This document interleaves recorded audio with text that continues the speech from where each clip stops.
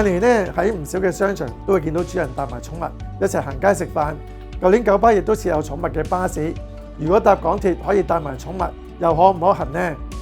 近日咧有消息指咧港鐵咧係準備咧設立寵物車廂，容許寵物咧係可以搭港鐵。咁咧我就聯同一啲嘅動物團體咧係約見港鐵。我哋認為咧可以循序漸進、分階段嘅方式試行，咁慢慢提升咧係社會各界嘅包容度。初期先容許市民咧係攜帶寵物乘搭港鐵嘅指定路線，例如輕鐵，喺非繁忙時間設置一啲嘅寵物車廂，實現人寵共乘。至於跟主人乘搭嘅毛孩咧，我哋建議咧限制重量喺20公斤或以下，同埋要入袋，咁方便管理。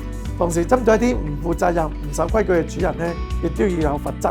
港鐵話會考慮我哋嘅建議，無論你有冇養寵物，都歡迎就呢個話題咧係發表意見嘅。